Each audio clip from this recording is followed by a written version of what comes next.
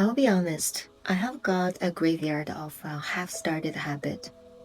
The gym I went to twice, the language app is still pinning with the guilt, and this 5 a.m. club routine that probably lasted not even a day. So somewhere along the way, I decided the problem was me, that I'm just not a disciplined person. But then I was wrong. I was fooled by my own brain. Because this is exactly what happened.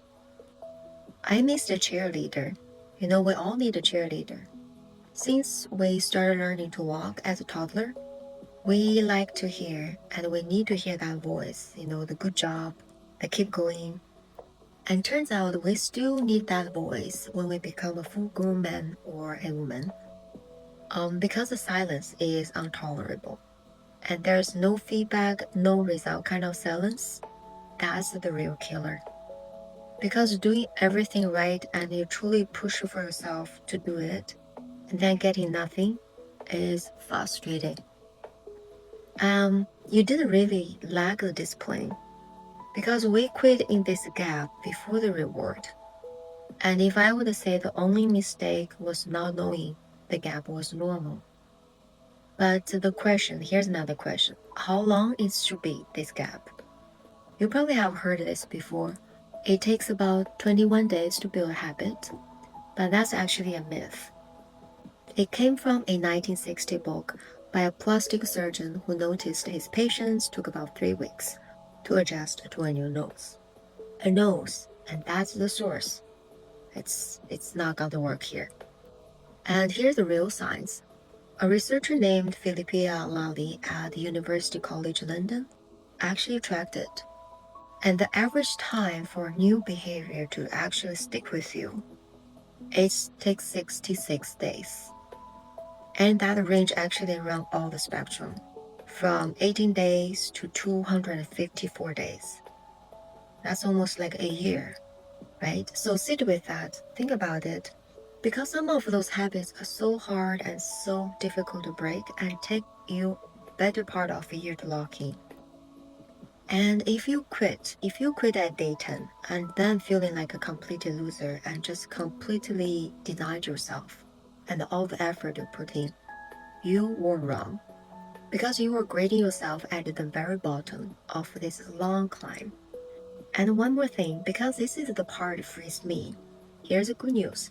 In her study, missing a single day is not canceling the whole deal. It didn't undo the process. So the good news here is one sleep is not a reset.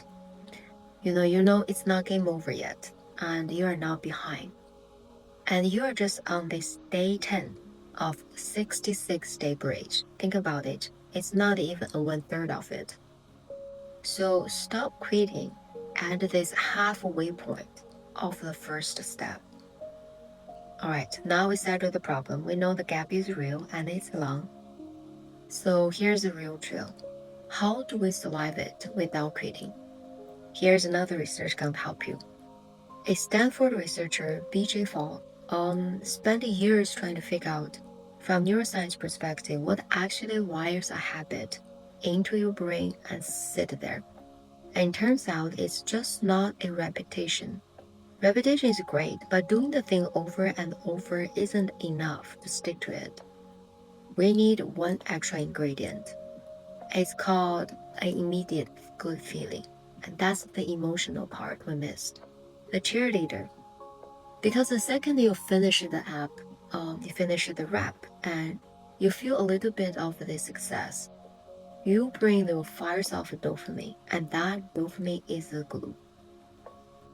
And Fogg even gave this feeling a name, and he calls it shine. So read that again, because this discovery actually changed me and changed my game theory.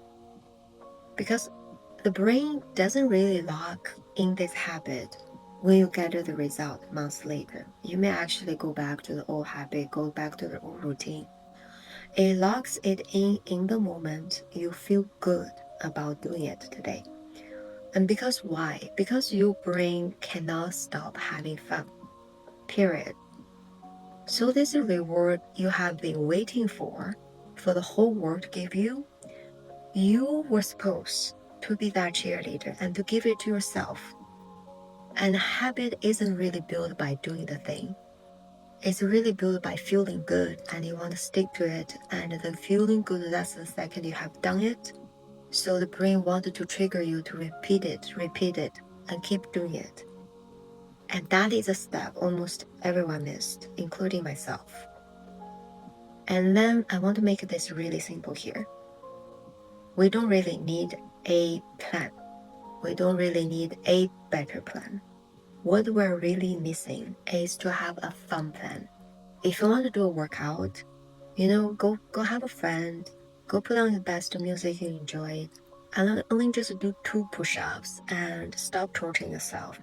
But the most important step is cheer for yourself, and cheer for yourself like meaning it. If you want to write a book, don't think about I want to write a chapter for today, for the week. No, let's stop there. 2 sentences, and then cheer for yourself because you accomplished something. And try to remember that feeling. You really enjoy writing that 2 sentences and keep doing it the next day. Building it brick by brick is really literally the only secret ingredients you wanted to keep.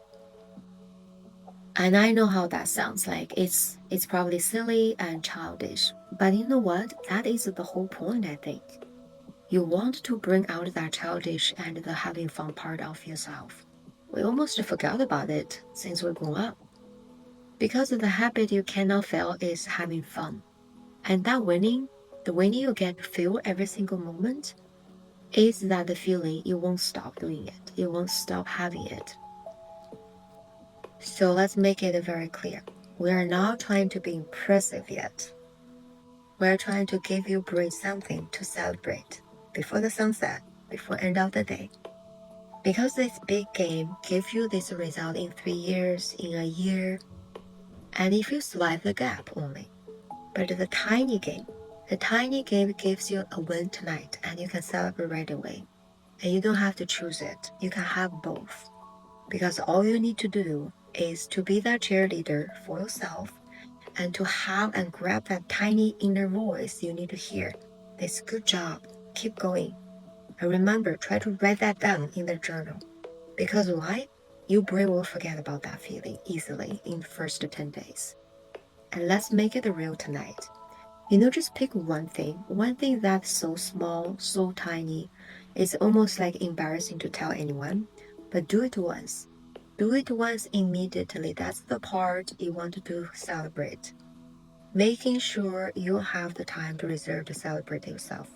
For example, writing that down in your journal, 5 minutes.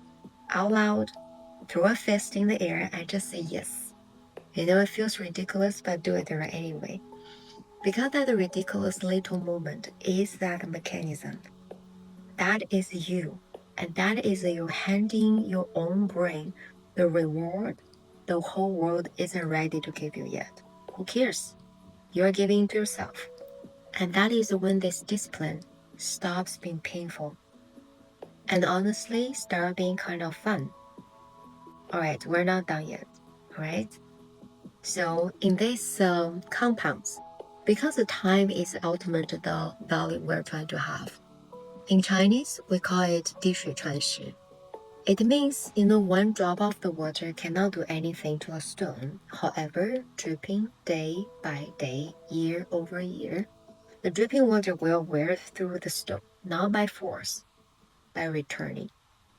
And you don't really need more willpower, to be honest. You just need one drop every day, and starting from today, and a reason to smile and then come to return to it. Because water is probably the most powerful force in the world, and let's be water. I will see you next week.